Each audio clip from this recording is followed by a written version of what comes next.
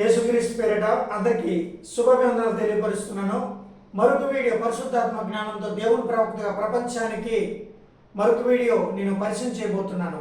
ఈ వీడియోకి ముఖ్య ఉద్దేశం ఏమిటంటే యెహోవా చేతిలో పడుట బహుభయంకరము. దేవుని చేతిలో పడుట బహుభయంకరం అండి.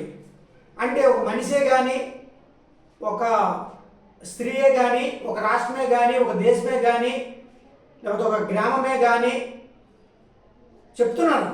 ఎందుకంటే దేవుని చేతులు పడుట బహుభయంకరం అండి. మామూలు భయంకరం కాదు. దేవుడు ఏ రూపంలో వచ్చి దేవుడు ఏ రూపంలో వచ్చి నాశనం చేస్తాడో తెలదండి ప్రజలకి. ఎవరికి తెలదు దేవుడు ఏ రూపంలో వచ్చి నాశనం చేస్తాడో తెలదు. ఎందుకంటే దేవునికి వ్యతిరేకంగా జీవిస్తున్న వాళ్ళకి దేవుడు ఏ రకంగా బుద్ధి నేర్పుతాడో తెలదు. మరి బైబిల్ ఉన్న సత్యం ఏమిటంటే మీకు సత్యం తెలియపరుస్తాను. దేవుడు ఏ రూపంలో వస్తాడో మనకు తెలదండి.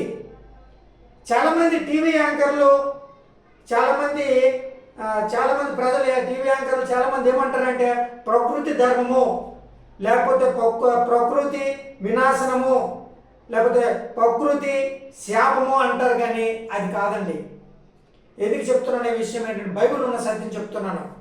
ఇక్కడ బైబిల్ ఉన్న సత్యం ఏమిటంటే దేవుడు కొన్ని రూపాల్లో వచ్చాట దేశాలు రాష్ట్రాలు నాశనం చేస్తాడండి.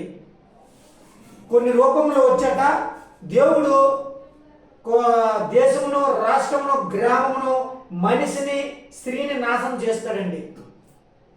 ప్రజలు నాశనం చేస్తాడు దేవుడు. ఆయన ఎందుకు భయభక్తులు లేని, ఎవరైతే దేవుని ఎందుకు భయభక్తులు లేని ప్రజలు ఉంటారో వాళ్ళకి ఏ రకంగా నాశనం చేస్తాడో వాళ్ళకి మాత్రం తెలదండి. ఎందుకు ఈ విషయం చెప్తున్నాను? కేరళలో ఏం జరిగిందో మరి దేవుడు నాకు ఫస్ట్ ఒక వీడియో పెట్టాడు, దేవుడు బయలుపరిచాడు. ఆ దర్శనం కళ దర్శనం కూడా మీకు తెలియపరుస్తాను నెక్స్ట్ వీడియోలో. ముందు దీనికి వెళ్దాం, ఈ వీడియోకి వెళ్దాం. చూడండి ప్రియమైన ప్రజలారా, జ్ఞాపకం చేసుకోండి. ఇక్కడ ఏమని రాయబడి ఉందంటే మరి నహోము మరి అతని జీవితంలో మరి దేవుడు ఒక కళ దర్శనం ద్వారాగా మరి ఇక్కడ కొన్ని విషయాలు దేవుడు బయలుపరిచాడండి. చూడండి ప్రియమైన ప్రజలారా, నహో గ్రంథము మరి 1వ అధ్యాయము 5 వచనాలు నేను చదువుతాను. 5 వచనాలు చదివిన తర్వాత దానికి తక్కువ టైమే నేను తీసుకుంటాను. దీనికి ఈ వీడియో ముగిస్తాను. చూడండి ప్రియమైన ప్రజలారా, 1వ అధ్యాయం ఏమన్నది? నినెవెను గురించిన దేవోక్తి ఎల్కోసను వాడుగు నహోమునకు కలిగిన దర్శనకు వివరించు గ్రంథము. అంటే నినెవె పట్టణానికి మరి యోనా ఒక ప్రవక్త. యోనా ప్రవక్త అని ఆయన అనుకోలేదు. దేవుడు ఆయనకి ప్రవక్తగా ఎన్నుకున్నాడని యోనాకు తెలదు. ఎందుకంటే యోనా ఎన్నోసార్లు కింద మీద పడి విగ్రహాలను పూజలు చేసేవాడు, బలులు అర్పించేవాడు, ఎన్నో చేసేవాడండి. కానీ ఒక సమయంలోనే యోనాకే దేవుడు ఎన్నుకున్నాడు నినెవె పట్టణానికి వెళ్ళమని. అప్పుడు కూడా యోనా వెళ్ళిపోయి వేరొక దేశానికి వెళ్తాడుగా. అక్కడ చేప కడుపు మింగేసి, చేప యోనాని మింగేసి 3 రోజులు మాత్రం కడుపు నిన్నప్పుడు బాధ ఎందుకు తెలిసిందండి యోనాకి. ప్రియమైన ప్రజలారా, జ్ఞాపకం చేసుకోండి ఈ వీడియో. ఇక్కడ నినెవెను గూర్చిన దేవోక్తి, అక్కడ దేవుడు అక్కడ యోనాకి ఎందుకు పంపించాడంటే అక్కడ 40 రోజుల్లోన మరి నినెవె పట్టణాన్ని నాశనం చేస్తున్నాను అని మాట మాత్రం అక్కడ చెప్పండి. ఎందుకంటే నినెవె ప్రజలు చాలా పాపం చేసిన వాళ్ళు, దేవుని యొక్క భయభక్తులు లేదు. ఆ పట్టణాన్ని నేను నాశనం చేస్తాను అని ఆ మాట చెప్పడానికి యోనాని ఒక ప్రవక్తగా ఎన్నుకున్నాడండి యెహోవా దేవుడు. కానీ ఆ స్థలంలోనికి వెళ్ళిన తర్వాత మరి వాళ్ళు ఎప్పుడైతే యోనా ఈ విషయం చెప్పిన తర్వాత వాళ్ళు ఉపవాస ప్రార్థనలు చేయడం స్టార్ట్ చేశారు. ఆ ఉగ్రతని తప్పించుకున్నారండి. ఎందుకే ఈ విషయం నేను చెప్తున్నానంటే ఈ భూప్రపంచంలో చాలా చోట్ల ఎన్నో తుఫాన్లు భయంకరమైన తుఫాన్లు వచ్చాయి. కానీ ప్రజలు మారలేదండి. మారలేదు. వాళ్ళే ఎంతమంది చచ్చిపోనే మాకేం పోయింది, రేపొద్దున వాళ్ళకి ప్రమాదం అవుతుందని వాళ్ళు గ్రహించలేకపోతున్నారు. కాబట్టి ఈ వీడియో చూడండి. ఈ వాక్యం ఎంత వాక్యం బైబిల్ ఉన్న వాళ్ళు ఒకసారి తెలుసుకోండి. నహోము అక్కడ నినెవెను గూర్చిన దేవోక్తి ఎలుకుమును వాడుగు నహోమునకు కలిగిన దర్శనమును వివరించు గ్రంథము. యెహోవా రోషం గలవాడై ప్రతీకారం చేయవాడు. యెహోవా ప్రతీకారం చేయును. ఆయన మహోగ్రత గలవాడు. యెహోవా తన శత్రువులకు ప్రతీకారం చేయును, తనకు విరోధులైన వారి మీద కోపం ఉంచుకొనును.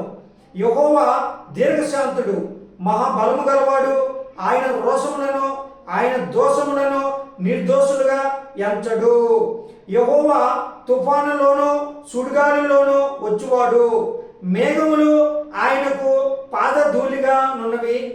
ఆయన సముద్రమును గద్దించి ఆరిపోజేసెను, నదులన్నిటినీ ఆయన ఎండిపోజేసెను.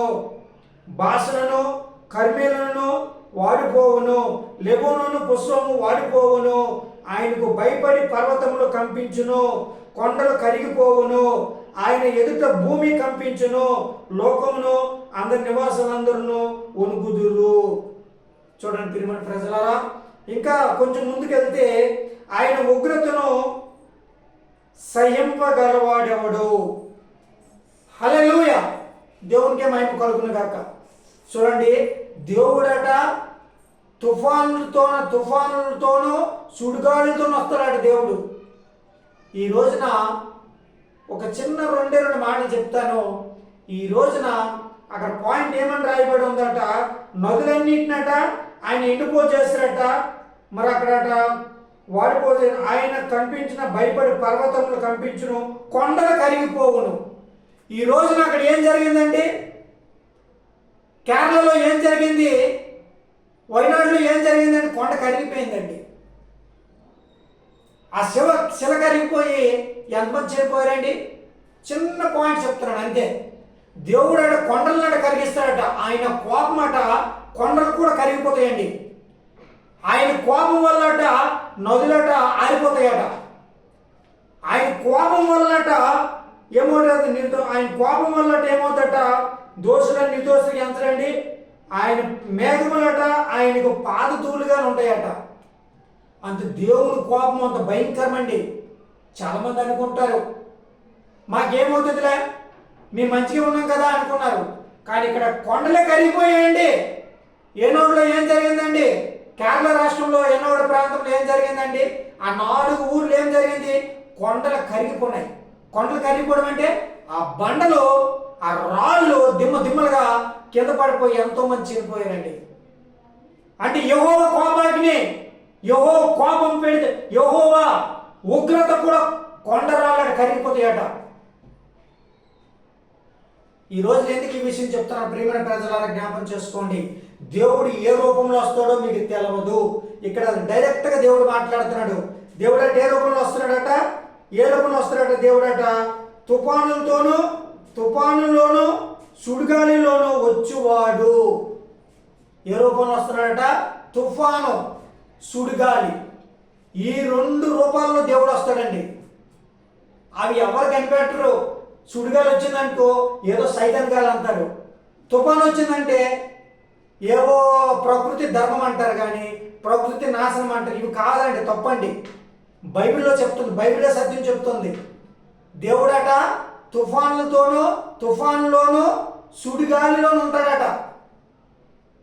ఆయన ఏ రూపంలో వస్తాడంటే ఈ రూపంలో వస్తాడండి.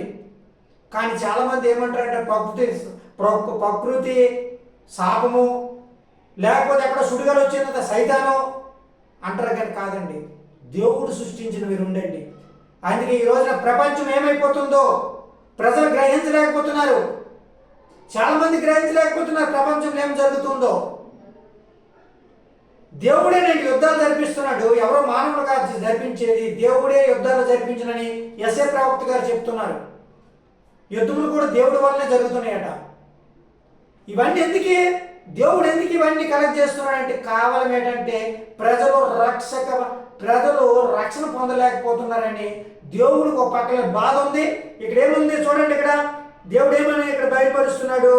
దేవుడట దీర్ఘశాంతుడట. దేవుడు దీర్ఘశాంతుడు అంత ఆలోచించిన వాడే దేవుడే, కానీ మహాకోపాగ్ని గలవాడు. ఎవరు తెలదండి ఈ విషయాలు, ఎవరు తెలవు. ప్రజలకు ఎక్కడంటే తెలుస్తున్నాయి? ఆ టీవీ యాంకర్లు ఏవేవో నోటుకొచ్చిన వాకలు ఉంటారు, అదే పట్టుకుంటారు ప్రజలు. టీవీ యాంకర్లు ఏవేవో వాగుతుంటారు, ఒకటికి 10 రకాలు చెప్తారు. ఈ 2 కేరళలో ఏమైంది? ఇక్కడ పాయింట్ ఉన్నదండి. ఏమైంది ఇక్కడ పాయింట్ చూడండి. ఇక్కడ ఏమున్నాయి పాయింట్లు, ఏమన్నా చూడండి. 4వ పాయింట్కి వెళ్తామా.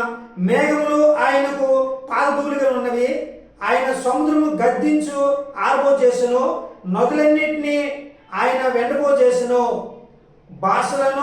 బాసను కార్మేలు వాడిపోవును, లెబునోను పుష్పము వాడిపోవును, ఆయన భయపడి పర్వతములే కంపించును, కొండలు కరిగిపోవును. ఆయన భయం వల్ల కొండలు కూడా కరిగిపోతాయట. దేవుడు కొండలు కూడా ఆజ్ఞాపిస్తాడట. ఈ రోజున కేరళలో ఏం జరిగిందండి, దేవుడు కొండలకు ఆజ్ఞాపించాడు కాబట్టి, ఆ స్థలంలో పాపం ఎక్కువ జరిగింది కాబట్టి దేవుడు ఏం చేశాడు, కొండలకు ఆజ్ఞాపించాడు కాబట్టి ఆ కొండ రాళ్ళన్నీ శిలలు కూడా వచ్చి 4 ఊళ్ళు ధ్వంసం చేసి పడేసాయి. ఇది నమ్ముతారా? నమ్మాలి. ఇది బైబిల్లో సత్యం. ఏదో ప్రకృతి కాదండి, ప్రకృతి శాపం కాదండి. నా దేవుడని యెహోవా దేవుడే కొండలను ఆజ్ఞాపించి ఆ బండరాళ్ళని కిందకు తొలగించాడు. దేవుడే ఒక సుడిగాలి ద్వారాగా, నా దేవుడని యెహోవే ఒక తుఫానులోనూ వచ్చి ఎన్నో ఊళ్ళని ముంచేశాడు. ఇది కేవలం ఏంటి, రక్షణ కొరకు. నా బిడ్డలు రక్షణ పొందక చనిపోతున్నారు, నా బిడ్డలు రక్షణ పొందక సాతాను దృష్టిలో పడిపోతున్నారు అని చెప్పి యెహోవా దేవుడు దీర్ఘశాంతులే, ప్రేమ గలవాడు, కరుణామయుడు, దైవమయుడు అన్నీ ఉన్నాయి అతని బిరుదులు. కానీ ఒక పక్కలేని ఉగ్ర రూపుడు, మహాభయంకరుడు. ఇది ఒకటి తెలదు, ఏ ప్రజలకు తెలదు. కాబట్టి చాలా జాగ్రత్తగా వినండి సుమా. దేవుడు బయలుపరిచిన ఇది కాబట్టి చాలా జాగ్రత్తగా వినండి. ఈరోజు నేనేం చెప్తున్నానంటే చాలా జాగ్రత్తగా వినాలి ఈ వీడియో. ఎందుకంటే కొండలట ఆయన కోపానికే కొండలకు కరిగిపోతాయండి, పర్వతాలు కంపించిపోతాయట ఆయన కోపంతో, దేవుడి కోపంతో. లెబోనోను పుష్పం వాడిపోతాడు ఆయన కోపంతో. ఇక్కడ దేవుడు బయలుపరుస్తున్నాడు, మేఘములు ఆయన పాదధూళిగా ఉంటాయట. మేఘములు అంటాం కదా, ఆకాశంలో నల్ల మేఘం తెల్ల మేఘం అంటాం కదా, అవట ఆయన పాదధూళిగా ఉంటాయట. ఇంకేమి ఇచ్చాడు అక్కడ రాసిపోయాడు నహోం గారు, ఇంకేం చెప్తున్నారు నహోం గారు, మేఘం ఆయన పాదధూళిగా ఉంటాయట. ఆయన సముద్రం అట గద్దించు ఆర్బో చేసను. ఎప్పుడైతే దేవుడు సముద్రాన్ని గర్జిస్తాడో ఆ సముద్రం ఆర్బో చేసి ఆరిపోతుంది అట. సముద్రం అట నదులట ఇంకిపోతాయట ఆయన గర్జిస్తే, కొండలట పగిలిపోతాయట ఆయన గర్జిస్తే. ఆయన కోపమాట కొండలట పగలు కొట్టేస్తాయట, కొండరాలు కరిగిపోతాయి. దేవుని బిడ్డలారా, ప్రజలారా, అన్ని జనులారా జ్ఞాపం చేసుకోండి. ఏ రోజు ఏం జరుగుతుందో మీరు చెప్పలేరు. దేవుడు ఏ రూపంలో వస్తాడో, దేశమైన రాష్ట్రమైన నాశనం చేస్తాడో మీకు తెలదు. ఈరోజు చెప్పేస్తాను దేవుని ప్రవక్తగా. కాబట్టి చాలా జాగ్రత్తగా నడు సుమా. ఎందుకంటే దేవుని యొక్క భయభక్తులు కలిగి జీవించండి. తొందరలోనే బాప్తీసాలు తీసుకోవడానికి ప్రయత్నం చేయండి. ఎందుకంటే ఈ విషయం చెప్తున్నానంటే చాలా మంది అనుకోవచ్చు, నేను హ్యాపీగా ఉన్నాను కదా, నాకేం జరగదు కదా అనుకోవచ్చు. ఏమో సుడిగాలు రావచ్చేమో నీ మీదకి, ఏమో నేను చాలా హ్యాపీగా ఉన్నాను కదా, నేను మంచి ఇల్లు కట్టుకున్నాను కదా, నేను మంచి ఫ్లోర్లు వేసుకున్నాను కదా అనుకోవచ్చు. ఏదో ఒక రోజు తుఫాను చూలిపోవచ్చేమో. దేవుడు అంటున్నాడు కదా, దేవుడే కదా, ఆయన తుఫాన్లోనూ సుడిగాల్లోనూ వస్తున్నాడట. వచ్చువాడు అని ఉంది బైబిల్లో. ఈ రోజున ఎన్ని బిల్డింగ్లు కూలిపోతున్నాయో, ఎన్ని రాష్ట్రాలు నాశనం అయిపోతున్నాయో, ఎన్ని జిల్లాలు ఊర్లు కొట్టుకెళ్ళిపోతున్నాయో ప్రజలు గ్రహించట్లేదు సుమా. ప్రజలు గ్రహించట్లేదు. రేపొద్దు మీకు కూడా అదే పొజిషన్ వస్తుంది, అప్పుడు మీరు తెలుసుకుంటారు. చాలా జాగ్రత్త వినండి సుమా. కాబట్టి చాలా జాగ్రత్త వినండి. ఎందుకంటే దేవుని యెహోవా యందు భయభక్తులు కలిగి జీవించండి, పాపం జోలికి వెళ్ళకండి అంటున్నారు. ఈ రోజు నా పరిస్థితి ఎలా ఉన్నా చూసారా? కేరళలో ఎంత పాపం చేశారో అంత సర్వనాశం చేశాడు దేవుడు కొండరాలతోటి. కాబట్టి జాగ్రత్తగానండి. దేవుడు బయలుపరిచిన వీడియో అందరికి మరొకసారి దేవుని పేరిట వందనాలు పలుకుతున్నాను.